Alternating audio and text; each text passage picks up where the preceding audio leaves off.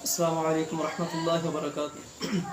معزز سامعین و ناظرین، آج انشاءاللہ الرحمن ہم گلستان رسالت کے ایک مہکتے ہوئے پھول اور آسمان نبوت کے چمکتے اور دمکتے ہوئے ایک عظیم ستارے کے حوالہ سے کچھ تذکرہ کریں گے۔ وہ عظیم شخصیت جس کو السابقون الاولون میں شامل ہونے کا اعزاز حاصل ہے، وہ عظیم انسان کہ جس کو عشرہ مبشرہ میں سے شامل ہونے کا اعزاز حاصل ہے، وہ عظیم انسان جس کو 2 ہجرتیں کرنے کا اعزاز حاصل ہے، وہ عظیم انسان کہ جس کے نکاح میں تاریخ انسانیت میں نبی کی 2 بیٹیاں یک بعد دیگر آئی، وہ عظیم انسان جس کو 1 نہیں 2 نہیں بلکہ متعدد مرتبہ رسالت معاد صلی اللہ علیہ وآلہ وسلم سے جنت کی بشارتیں ملی، وہ عظیم انسان کہ جس کو یہ اعزاز حاصل ہے کہ وہ کفر و اسلام کا پہلا معرکہ کن غزوہ، جس کو غزوہ بدر کے نام سے یاد کیا جاتا ہے، ان کی عدم شمولیت کے باوجود ان کو اس کے اندر شامل کیا گیا۔ وہ عظیم انسان جن کی بدولت اللہ تعالیٰ نے 1400 سے زیادہ صحابہ کرام کے اوپر اپنی رضوان کا اعلان فرما دیا۔ وہ عظیم انسان کہ جن کو زبان نبوت سے متعدد مرتبہ جنت کے سرٹیفکیٹ ملے۔ وہ عظیم انسان کہ جن کو خلیفہ راشد ہونے کا شرف حاصل ہے۔ وہ عظیم انسان کہ جن کے شرم و حیا کی گارنٹی اور اس کی ضمانت رسالت معاد صلی اللہ علیہ وآلہ وسلم نے دی۔ وہ عظیم انسان کہ جس کے حق پر ہونے کا سرٹیفکیٹ رسالت معاد صلی اللہ علیہ وآلہ وسلم نے زبان نبوت سے دیا۔ وہ عظیم انسان کہ جن کا یہ معمول زندگی تھا کہ وہ 7 دن میں ترتیب کے ساتھ قرآن مجید کی تلاوت اس کو مکمل کیا کرتے۔ اگر ہم جود و سخا میں دیکھیں تو ان کا ایک عظیم نام ہے، اگر ہم شرم و حیا میں دیکھیں تو ان کے شرم و حیا کا یہ عالم ہے کہ ان سے تو آسمان کے فرشتے وہ بھی حیا کرتے۔ وہ عظیم انسان کہ جن کی حکومت کے اندر اسلام کی تاریخ میں سب سے پہلے بحری بیڑا اس کا وہ آغاز کیا گیا۔ وہ عظیم انسان کہ جس نے اپنی جان کو اللہ کے راستے میں قربان کر دیا لیکن رسول اکرم صلی اللہ علیہ وآلہ وسلم کی وصیت کو نہیں چھوڑا۔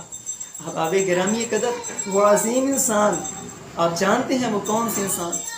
ان کا نام نامی اسم گرامی سیدنا عثمان بن عفان رضی اللہ تعالیٰ عنہ ہے۔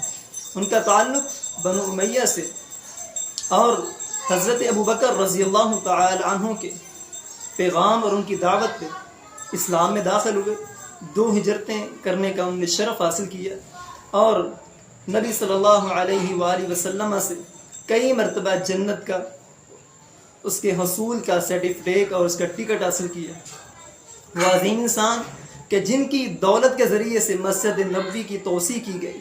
وہ عظیم انسان کہ جن کی دولت کے ذریعے سے مدینہ منورہ میں لوگوں کو فری میں پانی ملنے لگا۔ وہ عظیم انسان کہ جس کی دولت کے ذریعے سے سیدنا حیدر کرار رضی اللہ تعالی عنہ کے نکاح کے اوپر خرچ کیا گیا۔ وہ عظیم انسان جن کو حنظلہ حیدر سیدنا علی رضی اللہ تعالی عنہ کا شرف حاصل ہے۔ وہ عظیم انسان کہ جن کے دفاع کے لیے، جن کے تحفظ کے لیے سیدنا علی رضی اللہ تعالی عنہ نے اپنے لخت جگر جنت کے شہزادوں کو ان کے دروازے کے اوپر بھیج دیا کہ جاؤ جا کر اپنے خالو کا تحفظ اور حفاظت کیجیے۔ وہ عظیم انسان کہ جب اللہ کے نبی صلی اللہ علیہ وآلہ وسلم گھر میں تشریف فرما تھے تو دروازے پہ دستخط ہوتی ہے تو پوچھا گیا کون ہے؟ کہا کہ وہ حضرت عثمان رضی اللہ تعالی عنہ ہے۔ تو نبی علیہ السلام سیدھے ہو کر بیٹھ کے اپنے کپڑوں کو بالکل درست فرما لیا۔ تو بعد میں ماں جی عائشہ رضی اللہ تعالی عنہ نے جب پوچھا تو جواب یہ دیا، کیا میں اس سے حیا کیوں نہ کروں جس سے آسمان کے فرشتے بھی حیا کرتے ہیں۔ میرا یہی پیغام ہے کہ 18 ذوالحج ان کی شہادت کا دن ہے 18 ذوالحج کو ان کو مظلومانہ طریقے کے ساتھ شہید کر دیا گیا. اور یہ وہ عظیم انسان ہے کہ وہ روزہ رکھا تھا, روزے کی حالت میں قرآن مجید کی تلاوت کرتے ہوئے اس دنیا سے رخصت ہوئے. روزہ زمین کے اوپر رکھا, دنیا کے اندر رکھا, لیکن اس کو افطار جنت میں جا کر کیا. نبی صلی اللہ علیہ وسلم خواب میں ملتے ہیں ایک دن قبل, عثمان کل روزہ ہمارے ساتھ آ کر افطار کرنا. تو وہ جمعہ کے دن شہید ہو جاتے ہیں اور قرآن مجید کی تلاوت کر رہے ہیں. صبغۃ اللہ فمن احسن من اللہ صبغہ, ان الفاظ پر ان کی شہادت کا خون گر رہا ہے. وہ کتنے قسمت والے تھے کہ جن کی شہادت کی گواہی جو ہے وہ قرآن مجید دے گا, اللہ کا کلام دے گا. وہ قرآن جس کے وہ ناشر تھے, جس کے وہ جامع تھے, جس کو دنیا میں ان نے اس کو پھیلا دیا, دنیا کے کونے کونے میں اس کے پیغام کو پہنچانے کے لیے اپنی پوری کوشش کی. میرا یہی پیغام ہے کہ جس سے آسمان کے فرشتے بھی حیا کرتے ہیں, آپ بھی اس کا حیا کیجئے. جس سے آسمان کے فرشتے عزت کا خیال کرتے ہیں, آپ بھی اس کی عزت کیجئے. جس کا احترام آسمان کے مقدس ملائکۃ اللہ کرتے ہیں, آپ بھی اس کا احترام کیجئے.